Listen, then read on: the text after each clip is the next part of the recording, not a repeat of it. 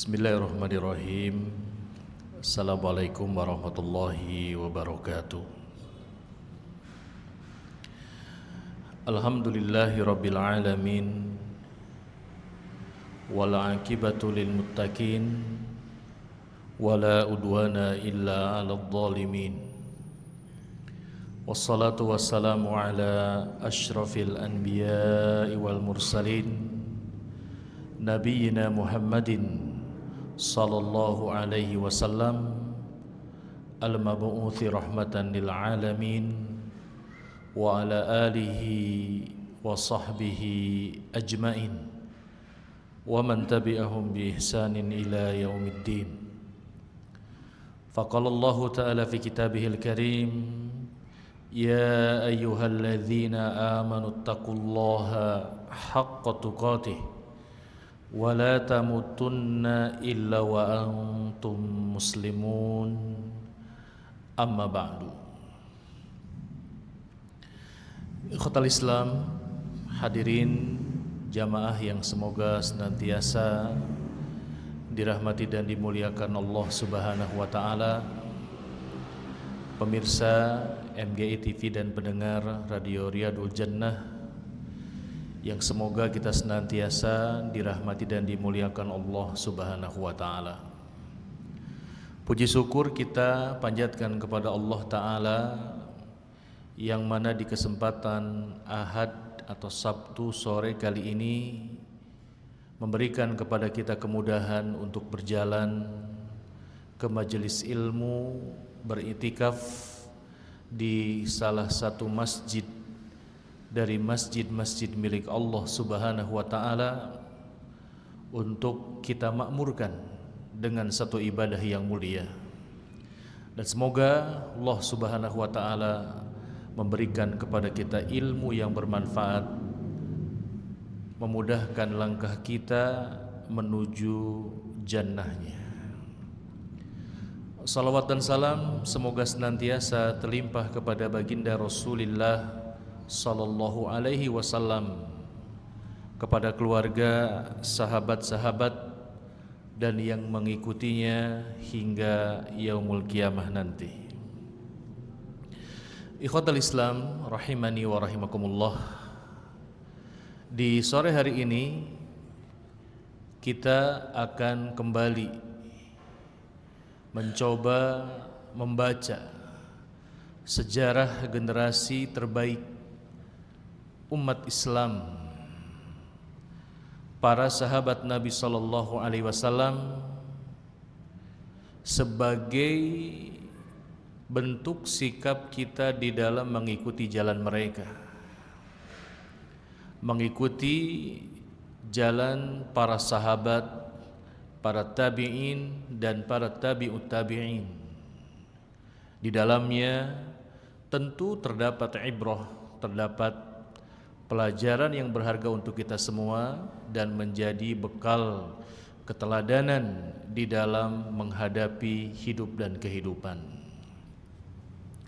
Di pertemuan kedua kali ini dalam pembahasan kitab Suwar min Hayatis Sahabah, min Hayatis Sahabah radhiyallahu anhum ajmain, kita akan menyampaikan sepenggal kisah tentang sahabat yang mulia, yakni Sa'id bin Amir al-Jumahi radhiyallahu ta'ala.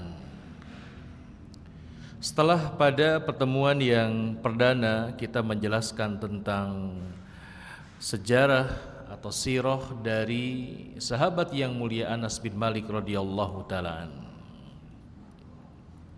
sebagaimana pada pembahasan kisah Anas bin Malik radhiyallahu ta'ala, kita akan menyampaikan beberapa pembahasan dari biografi atau sejarah Sa'id bin Amir al-Jumahi radhiyallahu ta'ala ini kepada beberapa pembahasan. Yang pertama, kita akan sedikit menjelaskan tentang nasabnya.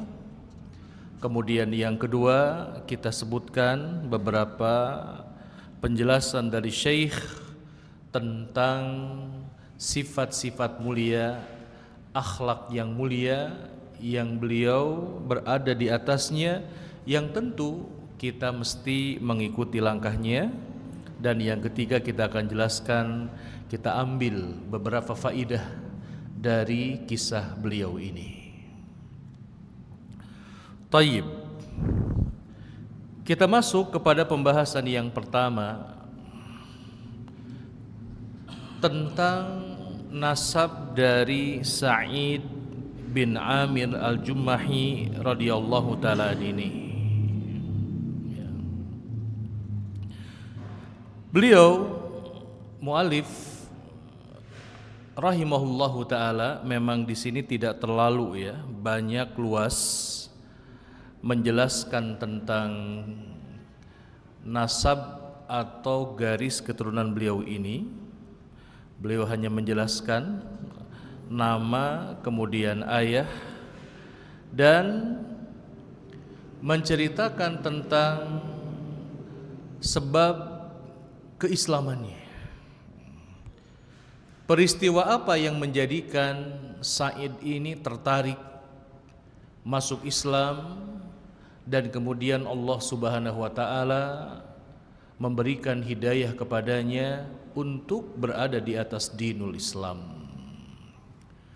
Taib. Kisah awal datangnya hidayah Islam kepada Sa'id bin Amir al-Jumahi ini diawali dengan sebuah peristiwa yang terjadi pada tahun 4 Hijriah, yaitu pada bulan Safar 4 Hijriah.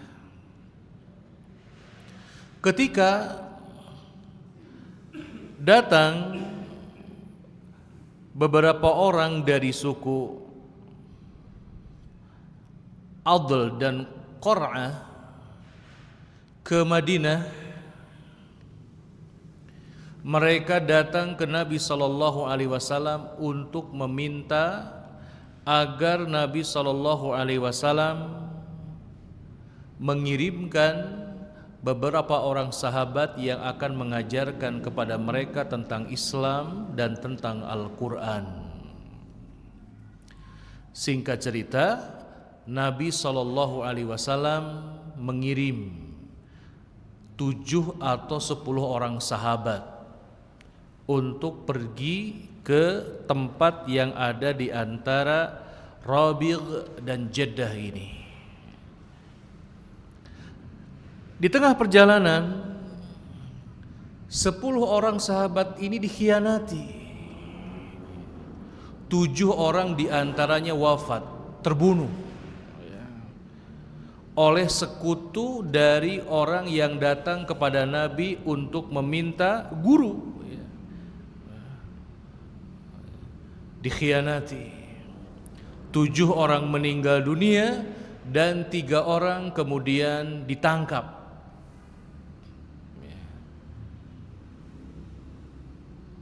2 orang diantaranya kemudian dijual kepada para tokoh Makkah. Siapa dia? Yang pertama Khubayb bin Adi radhiyallahu taalaan, dan yang kedua adalah Zaid bin Ad-Dathinah. Taib. Khubayb dan Zaid ini akhirnya dibeli oleh tokoh Quraisy. Yang pertama Khubayb bin Adi dibeli oleh Hujair bin Abi Ihab bin Ajiz, yang kemudian dihadiahkan kepada Uqbah bin Al-Haris. Ini kalau sirah pasti banyak nyebut nama ya. Sementara yang satunya lagi yaitu Zaid bin Ad-Dathinah dibeli oleh Sofwan bin Umayyah. Nah, 2 sahabat yang mulia ini kemudian dieksekusi mati. Karena dua orang ini, yaitu Khubayb bin Adi dan Zaid bin Ad-Dathina, termasuk orang yang membunuh para tokoh Quraisy dalam perang Badar. Maka Khubayb bin Adi dibeli oleh Hujair, kemudian dihadiahkan kepada Uqbah bin Al-Haris. Dan Uqbah bin Al-Haris ini yang akan mengeksekusi sebagai pelampiasan dendam atas wafat ayahnya yang bernama Al-Haris bin Abdul Manaf. Nah, Al-Haris bin Abdul Manaf ini meninggal dunia atau mati di tangan Khubayb bin Adi. Jadi orang-orang Mekah ini masih menyimpan dendam, ya. Di mana ada kesempatan untuk membalas, maka kesempatan itu diambil. Sementara Zaid bin Ad-Dathina dibunuh, dieksekusi oleh Sofwan bin Umayyah, anak dari Umayyah bin Khalaf. Dan Umayyah bin Khalaf ini mati di tangan Zaid. Taib, kita akan ambil satu kisah saja yang ada kaitannya dengan kisah Sa'id bin Amir, yaitu eksekusi atas Khubayb bin Adi radhiyallahu ta'ala. Maka Khubayb bin Adi dibawa keluar Makkah menuju tempat yang hari ini dan dulu juga namanya Tan'im. Tan'im itu adalah batas terluar, ya, tanah haram. Biasa digunakan oleh sebagian jamaah untuk melakukan umroh badal, ya. Itu mikotnya orang Makkah diantaranya. Yang berdiri di sana ada Masjid Aisyah bin Abi Bakar As-Siddiq radhiyallahu taala anhuma, ya, di Tan'im. Nah, kemudian saat eksekusi saat eksekusi Khubayb bin Adi ini yang disaksikan oleh para pembesar Quraisy, Sa'id bin Amir ikut hadir, ya, menyaksikan eksekusi terhadap Khubayb ini. Dan ada beberapa catatan peristiwa ketika eksekusi ini mau dilakukan yang ternyata menjadi sebab datangnya hidayah kepada Sa'id bin Amir al-Jumahi untuk masuk Islam. Yang pertama, Khubayb bin Adi radhiyallahu ta'ala an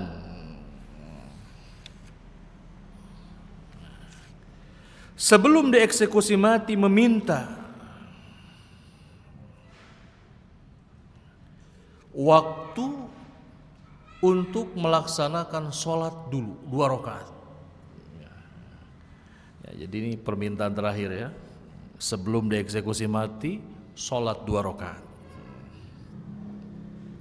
Kata beliau, in syi'tum an tatrukuni arka'u rak'ataini qabla masra'i faf'alu. Jika kalian mengizinkan kepada tokoh Quraisy, ya, yang siap menyaksikan eksekusi mati ini sebagai bentuk pelampiasan dendam atas wafatnya tokoh Quraisy yang bernama siapa tadi? Al-Haris bin Abdul Manaf. Biarkan aku untuk melaksanakan sholat 2 rakaat sebelum datang waktu eksekusiku. Maka orang-orang Quraisy ini kemudian memberikan izin kepada Khubayb untuk melaksanakan sholat 2 rakaat sambil melihat kepadanya, wa huwa yastaqbilul Ka'bah, sambil menghadap Ka'bah, wa yusalli rak'ataini, dan melaksanakan sholat 2 rakaat, ya li husnihima wa ya li tamamihima, dan sholat itu begitu dilakukan dengan penuh keindahan dan penuh dengan kesempurnaan. Setelah salam, Khubayb menghadap kepada para pembesar Quraisy dan mengatakan, wallahi, demi Allah, laula an tadhunnu anni ataltu sholata jaza'an minal mauti lastakthartu minas sholah. Demi Allah, kalau seandainya kalian tidak akan berburuk sangka, kamu mahnya sholat teh hanya untuk mengulur waktu, begitu ya, aku pasti akan memperbanyak sholatku. Masya Allah ya, kan biasa begitu ya. Wah, sholat dulu.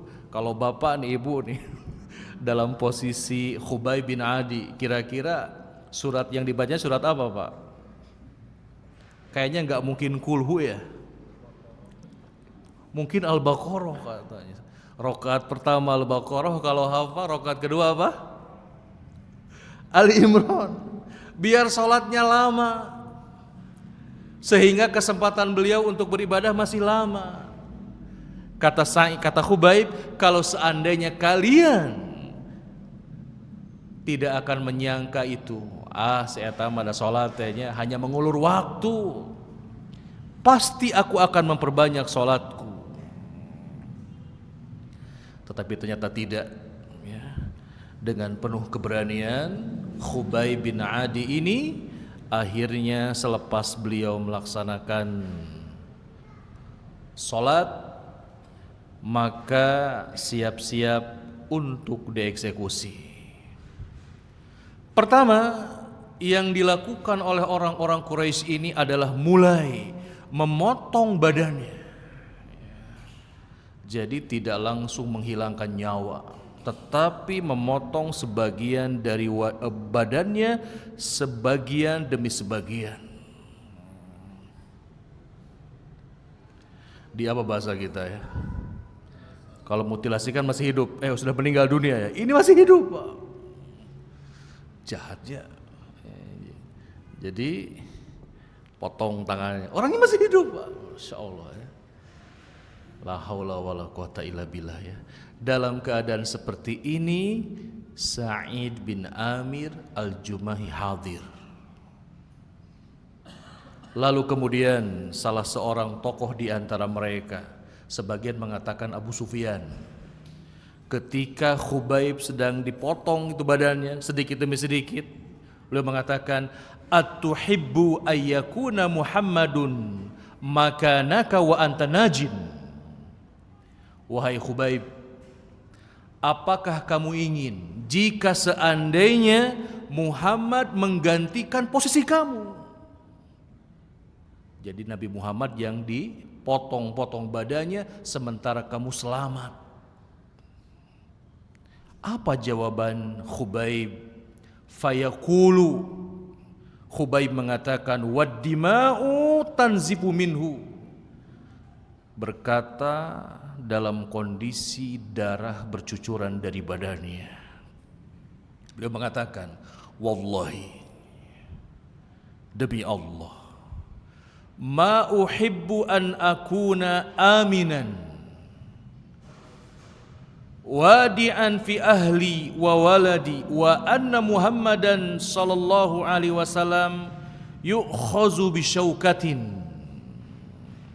Demi Allah, katanya, aku tidak mencintai, aku tidak menyenangi, aku dalam kondisi, dalam keadaan aman, berada di tempatku bersama dengan keluargaku, bersama dengan anakku, sementara Nabi Muhammad SAW tubuhnya terluka dengan sebab sepotong duri. Fayuwallihun nas bi aidihim fil fadai wa yata'ala siyahuhum uktulu.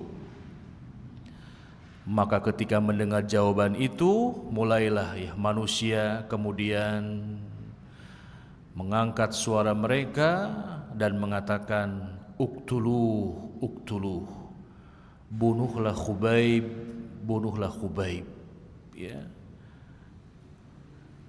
Dan dalam keadaan seperti ini kemudian Khubayb dengan sisa tubuhnya disalib, ya Pak, ya, oleh orang-orang Quraisy. Kalau antum hadir di situ, ya, menyaksikan seseorang yang begitu teguh dengan agamanya, ya, maka kalau mereka yang dalam hatinya sudah ada benih-benih kebaikan, kita akan merasa takjub dengan ketabahan, dengan kesabaran Khubayb bin Adi di dalam mempertahankan keimanannya tersebut, ya. Maka kata Syekh, summa absara Sa'id bin Amir Khubayban yarfa'u basarahu ila as-sama' min fawqi khasyati salbi. Maka Sa'id bin Amir melihat dengan kedua matanya. Khubayb mengangkat matanya ke langit, ya, kemudian berdoa, ya, mengangkat matanya ke langit dalam posisi disalib, ya. Berdoa, Allahumma ahsihim adadan waqtulhum badadan wala tughadir minhum ahada. Ya Allah, ya,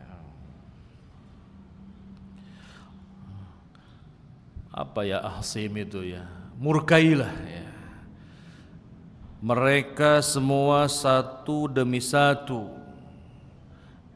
Jangan tinggalkan seorang pun di antara mereka. Waqtulhum badada, bunuhlah mereka semua. Dan jangan biarkan di antara mereka yang hadir ini pergi dalam keadaan selamat. Itu Sa'id bin Amir hadir di situ, mendengar doa itu. Setelah selesai eksekusi terhadap Khubayb bin Adi ini dilakukan di Tan'im, maka orang-orang Quraisy pulang ke Makkah. Mereka biasa saja, hanya satu orang yang kemudian menyaksikan pemandangan yang begitu menakutkan dan menggetarkan hatinya. Itulah Sa'id bin Amir Al-Jumahi radhiyallahu ta'ala yang akan kita sebutkan kisahnya. Dengan kata lain, wafatnya Khubayb bin Adi radhiyallahu ta'ala ini menjadi sebab hidayah Islam bagi Sa'id bin Amir radhiyallahu ta'ala. Baik. Disebutkan oleh Syekh di sini, ya, pemandangan yang dilihat oleh Sa'id ini betul-betul apa ya? Bukan trauma, ya. Jadi kok ada gitu, ya. Orang yang di saat detik-detik eksekusi mati sempat sholat dulu. Ini apa ini gitu, ya. Lalu kemudian ketika ditawarkan lebih berani mengorbankan dirinya daripada kekasih tercinta Rasulullah sallallahu alaihi wasallam itu terluka. Dan di detik-detik kematiannya berdoa kepada Allah Subhanahu wa taala, ya. Dan ini apa bahasanya? Bukan jadi mimpi buruk, ya. Nanti di kemudian hari Sa'id bin Amir sering pingsan gara-gara teringat momen ini. Alhamdulillah, Sa'id bin Amir ini akhirnya masuk Islam, ya. Berbeda dengan kebanyakan yang hadir di saat itu, yang kemudian di kemudian hari akan mati satu demi satu, Pak, ya. Termasuk Sofwan bin Umayyah, nanti kita akan jelaskan. Baik, ya. Itu di antara nasab singkat dan sebab keislamannya. Maka kata Syekh, setelah Sa'ad ini atau Sa'id ini masuk Islam, ya, beliau masuk Islamnya itu tahun 6 Hijriah ya. Berarti cukup lama ya. Eksekusinya tahun 4 Hijriah dan masuk Islamnya di tahun 6 Hijriah. Butuh 2 tahun kurang lebih ya. Beliau kemudian bergabung bersama dengan Nabi. Dikatakan di sini Hajar Sa'id bin Amir ilal Madinah, lalu kemudian beliau itu pergi berhijrah ke Madinah dan beliau tinggal bersama dengan Rasulullah sallallahu alaihi wasallam dan beliau ikut serta dalam perang Khaybar ya. Perang Khaybar terjadi pada tahun ke-7 Hijriah. Perang besar kaum muslimin di dalam memerangi Yahudi Khaybar dan beberapa sisa-sisa Yahudi Madinah yang terusir ya, dari Bani Qainuqa, kemudian Bani Nadir dan Bani Quraidah. Baik, lalu beliau radhiyallahu taalaan bersama dengan Nabi sallallahu alaihi wasallam dan selalu menemani Nabi. Berarti kalau terhitung dari Khaybar, beliau hanya menemani kurang lebih 3 tahun ya bersama dengan Nabi sallallahu alaihi wasallam. Dan beliau mengikuti peperangan yang ada setelah perang Khaybar tersebut. Maka ketika Nabi sallallahu alaihi wasallam wafat,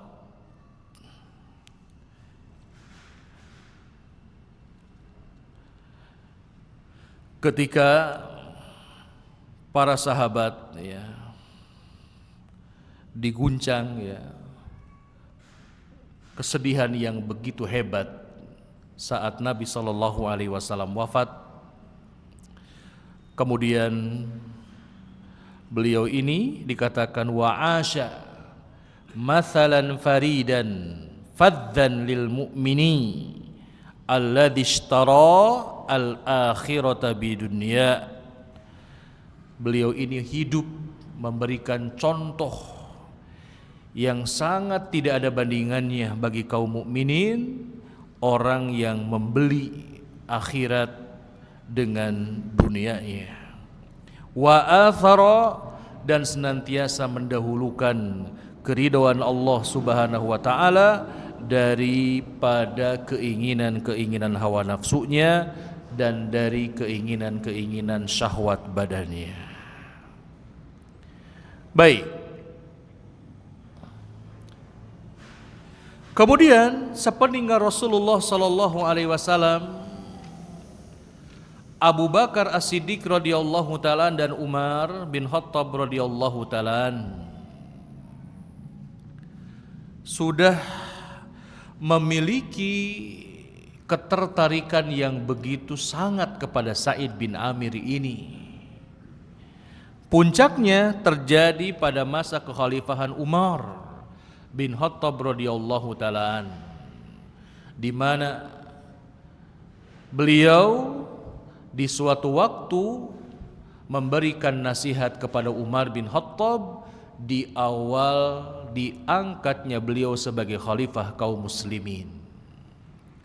Bagaimana wasiat Sa'ad atau Sa'id ini kepada Umar? Beliau mengatakan, "Ya Umar, wahai Umar, usika an takhshallaha finnas." Aku wasiatkan kepadamu untuk takut kepada Allah Subhanahu wa taala di dalam urusan manusia. Takutlah kepada Allah taala di dalam menyia-nyiakan amanah manusia, di dalam menyia-nyiakan amanah kaum muslimin, dan wala takhshan nasa fillah, dan kamu jangan takut kepada manusia dikarenakan kamu membela tentang hak-hak Allah Subhanahu wa taala. Begitu ya. Seorang pemimpin tidak boleh takut kepada manusia di dalam meninggalkan apa yang menjadi hak-hak Allah Subhanahu wa taala. Wa alla yukhalifa qauluka fi'laka, dan jangan ucapanmu menyalahi perbuatanmu. Fa inna khairal qauli ma sadaqahul fi'lu. Ini kata-kata mutiaranya ya, Masya Allah. Karena sesungguhnya sebaik-baik perkataan adalah yang dibenarkan dengan amal perbuatan. Ya Umar, kata beliau, akim wajhaka liman wallakallahu amrahu min ba'idil muslimina wa qaribihim. Ya Umar, hadapkan wajahmu. Maksudnya adalah dekatlah dengan orang-orang yang wallakallahu amrahu, yang Allah Subhanahu wa ta'ala telah menyerahkan urusannya kepadamu, baik itu kaum muslimin yang jauh ataupun kaum muslimin yang dekat.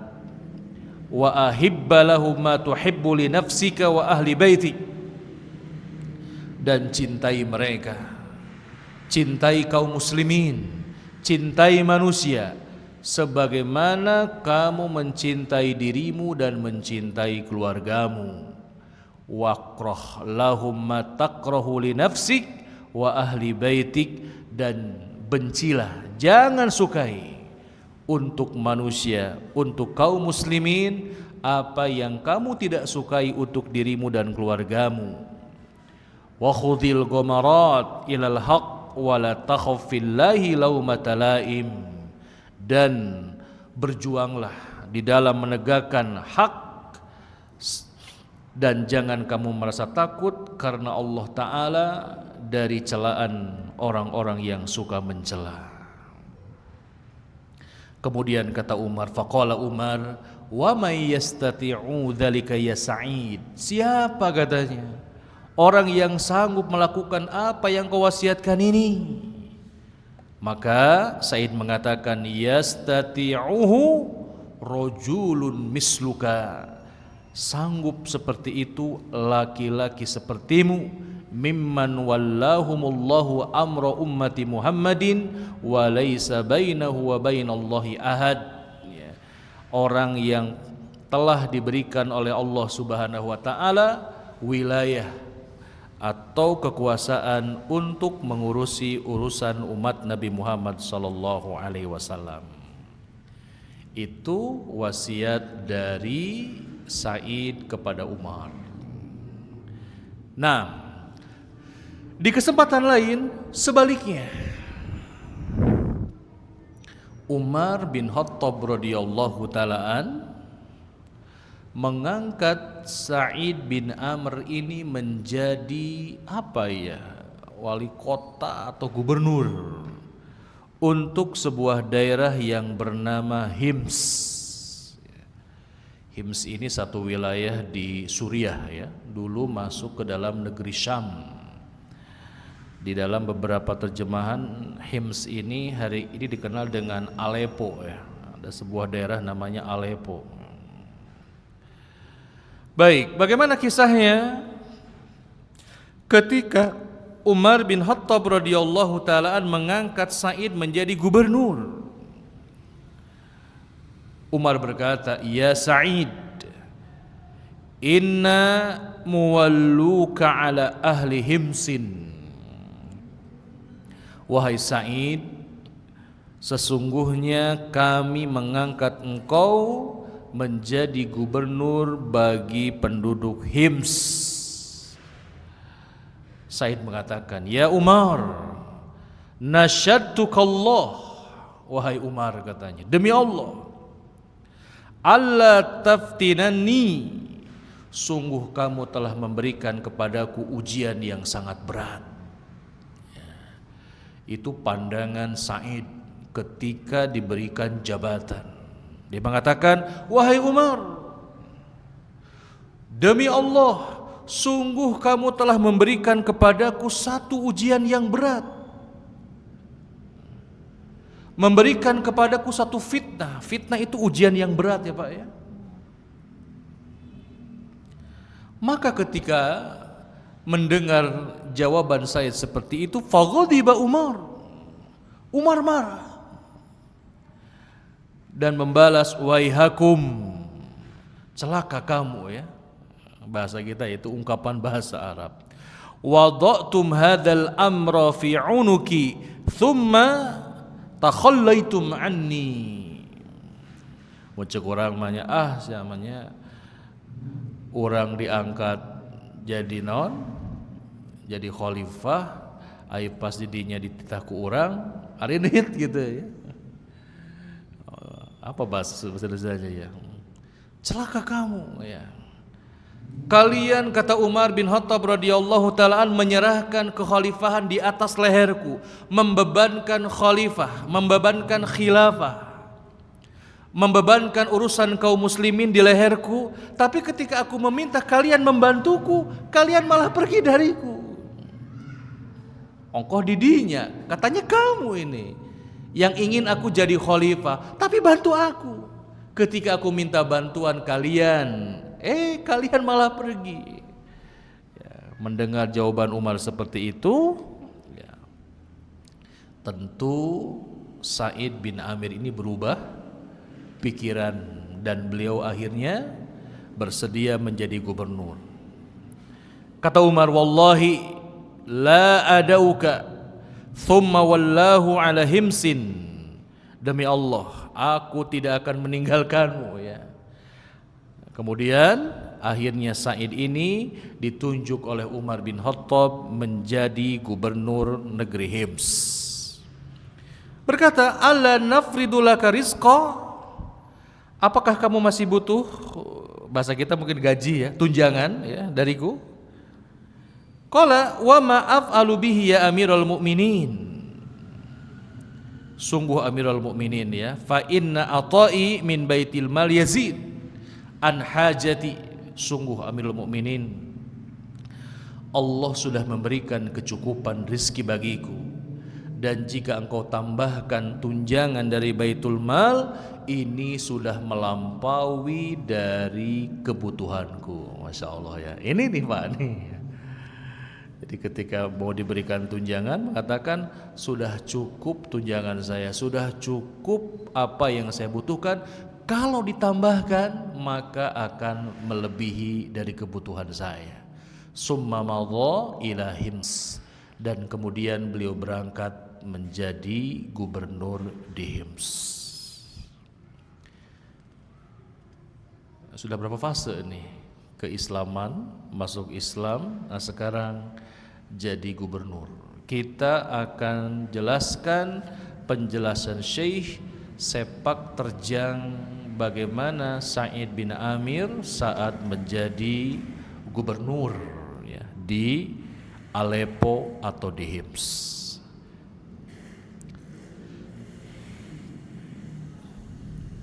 Suatu ketika Umar bin Khattab radhiyallahu taalaan mengutus salah satu pegawainya untuk mendata apakah di Hims itu masih ada orang-orang fakir yang membutuhkan bantuan dari negara sehingga negara akan membantunya.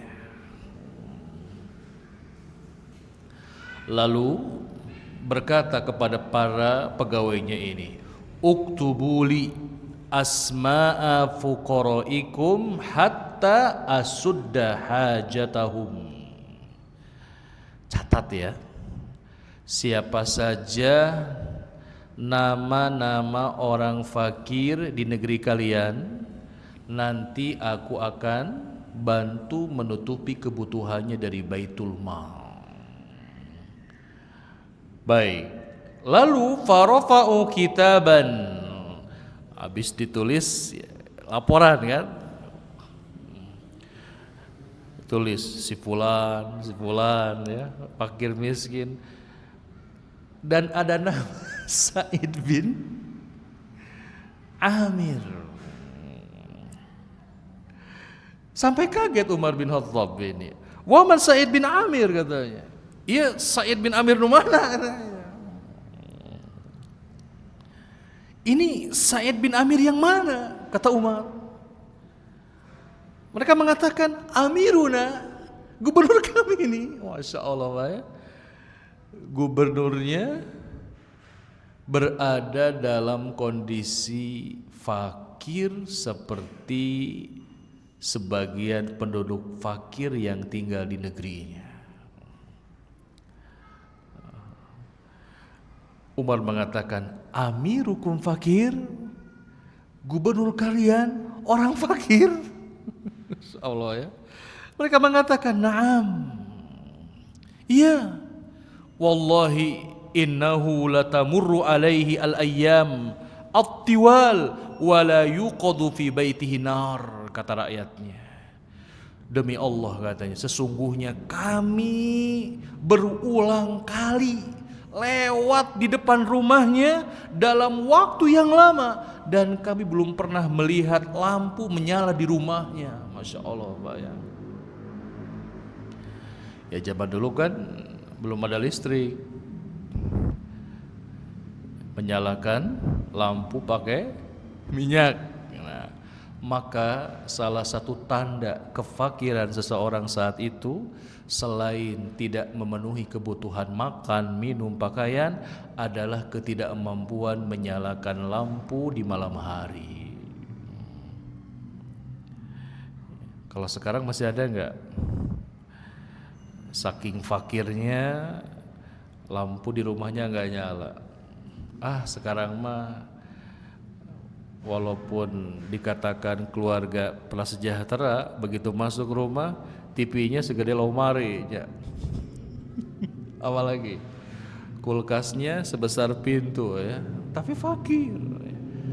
Nah, ini kisah tentang Sa'id bin Amir, pemimpin yang tadi kata Nabi, kata para sahabat, membeli akhirat dengan dunia. Dengan apa? Dengan sikap zuhud. Ya, baik. Mendengar kisah itu, fabaka Umar sang khalifah menangis. Hatta ballalat dumu'uhu lihyatahu.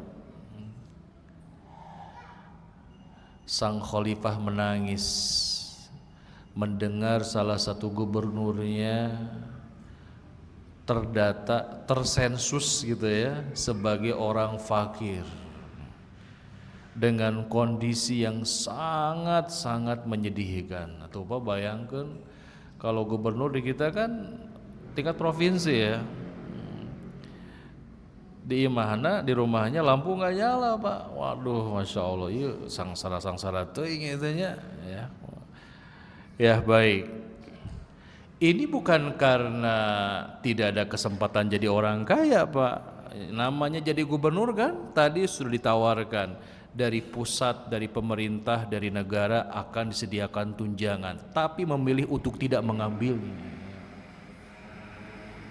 Ya, ini bagi antum ya. Di sini ada yang ketua RT enggak? RT enggak ada. RW enggak ada juga. Apalagi di atas RW itu? Lurah ada? Camat ada Pak Haji Agus. Ya, sekmat ya. Ada lagi enggak? Ya. Atau yang punya jabatan ya di masyarakat, di mana, di tempat bekerja. Ini contoh ya. Sekarang lagi ramai ya. Saya nggak perlu sebutkan namanya itu, yang sedang tersangkut kasus ya. Saya banyak baca. Oh ternyata sosoknya itu orang yang sangat bagaimana?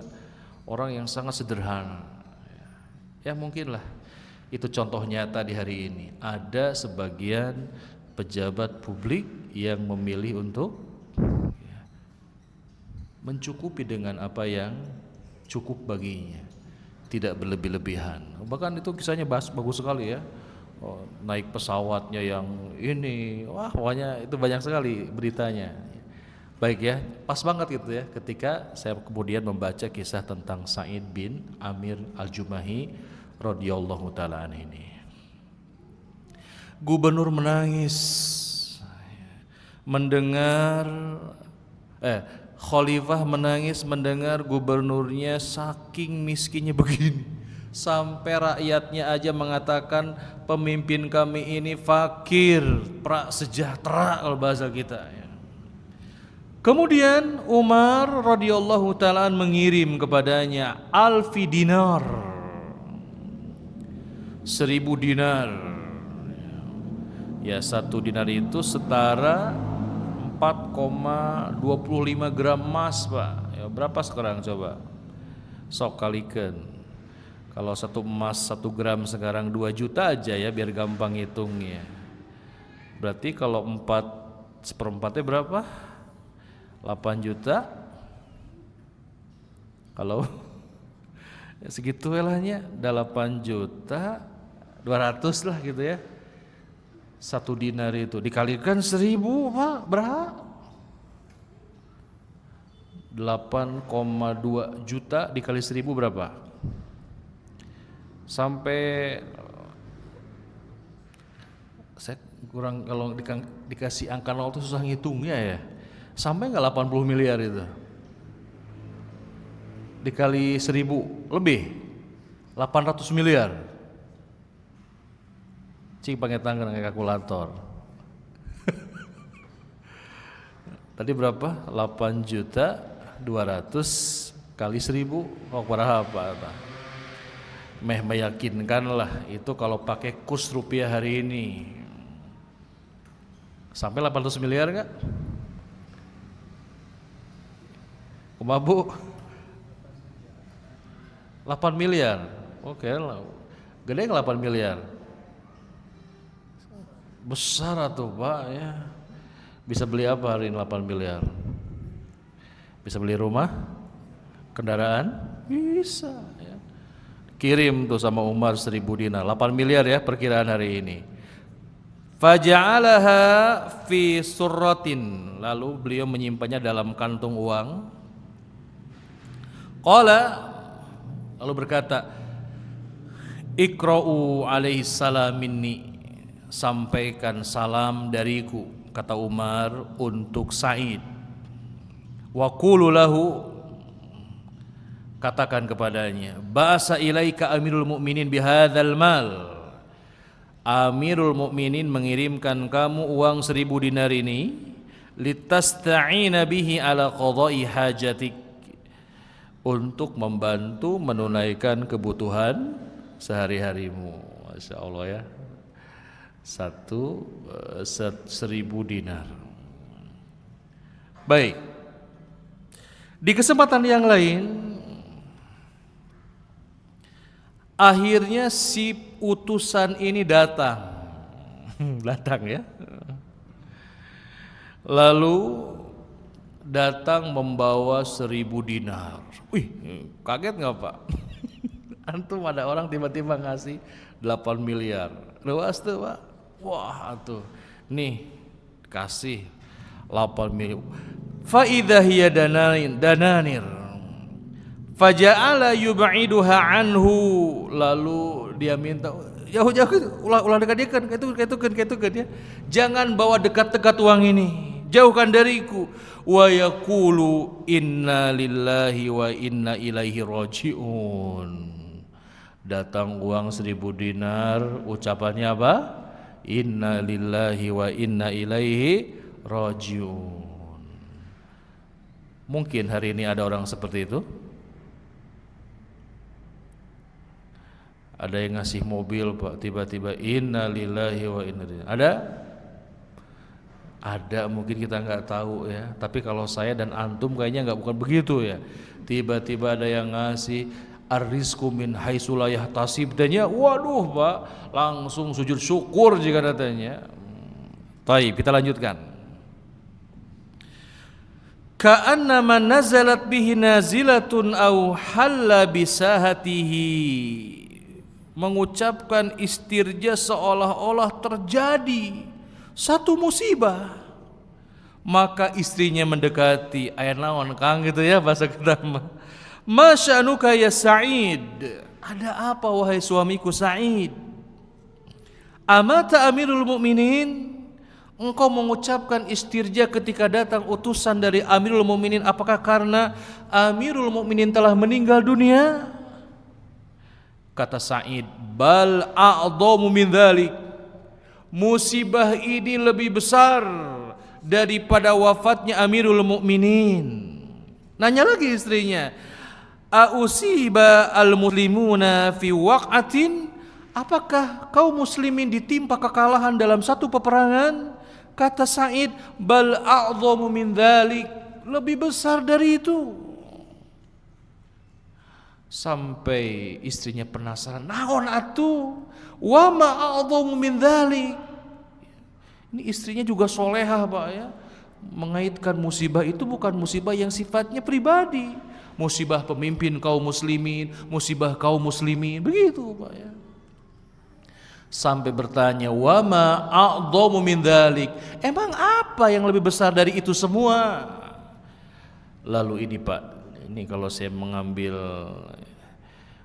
tagline-nya Ustaz Abu Qatadah nih, hafizahullah, catat Pak dengan tinta emas ini ya. Punya enggak? Nah, beliau mengatakan, dakhaltu alayya dunya litufsida akhirati wa halatil fitnatu fi baiti. Masuk kepadaku dunia untuk merusak akhiratku, dan telah masuk fitnah ke dalam rumahku. Wah, Masya Allah Pak ya. Para bapak yang sudah punya istri, ketika antum semua dapat uang 1.000 dinar ya, ada nggak yang sedih istrinya? Aduh Pak, ya musibah Pak, ini fitnah yang akan merusak akhirat kita. Ada? Ada Pak, hanya kita tidak tahu.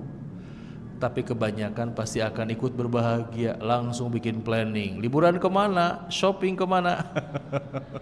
Allah. Baik ya. Maka sang istri mengatakan, takhallas minha, kalau begitu bebaskan dirimu. Wah ini Pak ya, ini kalau punya istri kayak gini ya, harmonis dalam kebaikan. Suami istri sama-sama zuhud. Kalau kamu menganggap harta ini akan merusak akhiratmu, akan menjadi fitnah di rumah kita, takhallas minha, bersihkan, bebaskan dirimu dari ini. Wahia la tadri min amrid dananiri syai'an, hingga istrinya pun nggak tahu apa sih, nggak tahu itu apa ya. Istrinya kata itu yang dimaksud itu uang gitu ya. Kalau begitu, autu'inani ala dzalik, apakah kamu akan membantuku? Kata sang suami kepada istrinya, supaya aku terbebas dari apa tadi?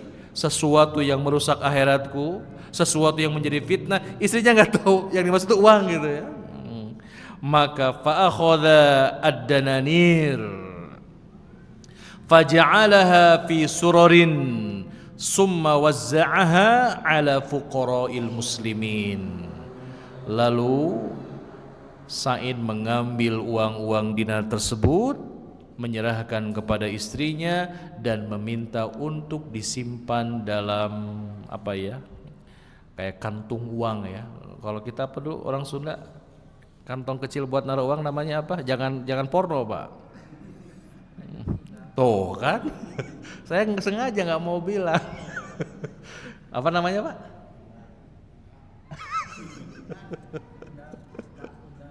Kak Kundang ya, itu yang buat naruh uang, itu yang kecil-kecil. Dan memerintahkan untuk membagikannya kepada fuqara kaum muslimin. Ya, Masya Allah, ini potret gubernur terbaik yang dimiliki, salah satu gubernur terbaik yang tercatat dalam sejarah kaum muslimin. Kemudian momen yang lain, Umar bin Khattab radhiyallahu taala melakukan sidak, blusukan bahasa kita ya. Apa bahasanya? Blusukan ya.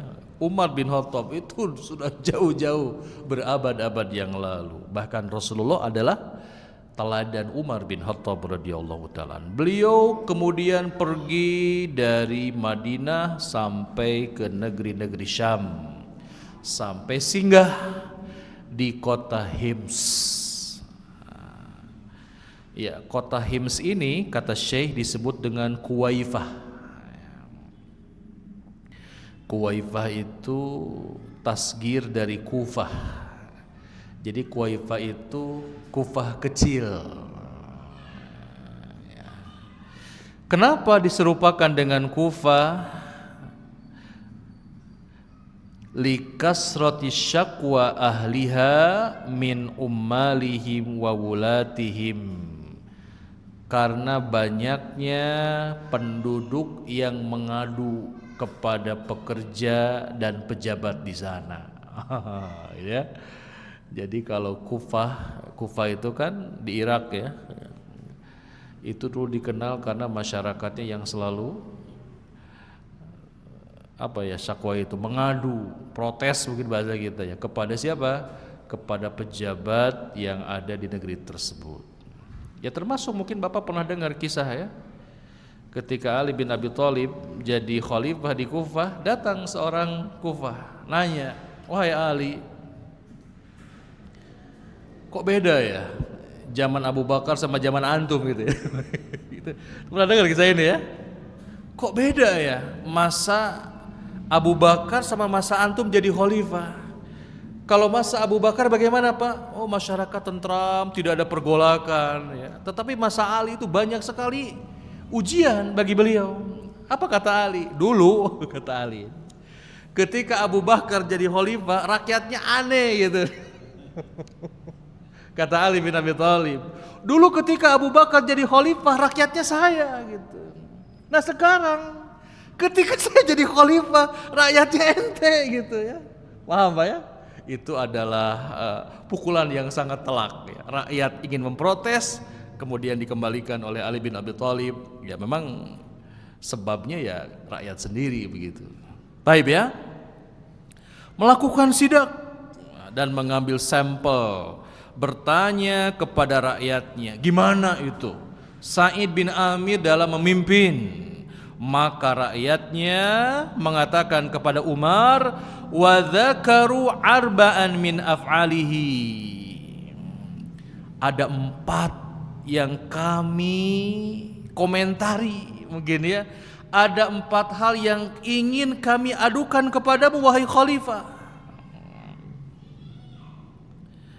Baik, apa aduan yang pertama? Mereka mengatakan, la yakhruju ilaina hatta yata'ala an-nahar. Sa'id itu tidak pernah keluar dari rumahnya menemui kami kecuali ketika siang sudah sangat siang. Jadi bahasa kita ngantorna berang gitu lah ya. Paham ya? Masa pejabat ngantor jam 12 dan orang gitu ya ta'ala nahar ketika posisi siang sudah meninggi. Berarti jam 11 matunya enggak tahu jam berapa, pokoknya siang ya. Ya. Lalu dipanggil lah Sa'id ya. Jadi ini aduannya langsung di di cross check ya kepada sang gubernur. Lalu aku berkata, kata Umar bin Khattab, wa ma taqulu fi dzalika ya Sa'id? Coba.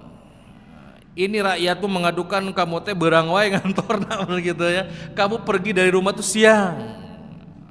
Maka dijawab oleh siapa? Oleh Sa'id. Sebetulnya aku tidak mau menceritakan ini, tapi ya sudahlah katanya. Ini kadung diprotes. Maka sang gubernur mengatakan, sesungguhnya aku ini di rumah tidak punya pembantu. Maka setiap hari mulai dari pagi aku membuat adonan dulu. Masak heula, Pak. Ini gubernur masak dulu. Saya membuat adonan roti sampai menunggu roti itu mengembang, kemudian diolah dan kemudian dimakan. Baru setelah beres berangkat bertemu dengan rakyatnya. Ini yang pertama. Yang kedua, apa aduannya? Innahu la yujibu ahadan bilail. Said ini enggak pernah merespon aduan kami kalau malam sudah datang. Jadi malam mah tidak ada pelayanan gitu ya. Ayo, kata Umar, apa alasanmu? Kata Said, demi Allah, aku pun sebetulnya enggak mau menceritakan ini, tapi demi untuk klarifikasi. Apa kata beliau? Fa ana qad ja'altun nahara lahum wal laila lillahi azza wajal. Aku ini sudah membagi siang hari untuk rakyatku, sementara malam untuk Allah azza wajal. Wah, masya Allah ya, ini gubernur ini. Baik, apalagi aduan yang ketiga, innahu la yakhruju ilaina yauman fi syahr. Jadi katanya aduan yang ketiga, Said ini pernah absen lah bahasa kita ya, alpa. Satu hari dalam sebulan itu tidak pernah bertemu dengan kami. Aduh, katanya Amirul Mukminin, alasannya nih kata Said, aku ini tidak punya pembantu, dan itu adalah jadwal aku cuci baju. Masya Allah ya. Jadi nggak keluar itu. Ini kebayang Pak, satu baju buat sebulan mungkin ya. Saya mencuci baju, indi siyabun ghairul lati alayya. Aku tidak punya baju selain baju yang aku pakai ini. Waduh, Masya Allah Pak, ini gubernur kayak begini. Ini mungkin bukan 1.000.000 ini, 1.000.000.000 mungkin hari ini ya. Fa ana aghsiluha fi syahr marrah. Aku ini cuci baju cuma sebulan sekali. Nah, ketika dicuci, jelas dong nggak bisa keluar kan? Maka aku menunggu sampai kering seharian, Pak, Masya Allah. Nanti kalau kering, summa akhruju ilaihim, aku akan keluar menemui mereka. Waduh Pak, coba siapa di sini yang gubernur? Ada nggak? Nggak ada. Berapa baju kita? Lebih dari satu ya? Taib. Yang keempat, apa aduannya? Aduan yang keempat katanya, kami suka melihat kadang-kadang gubernur kami ini gosyah, pingsan, fayagibu amman fi majlisihi, dan meninggalkan orang yang di majelisnya. Nah, bukan pingsannya, tiba-tiba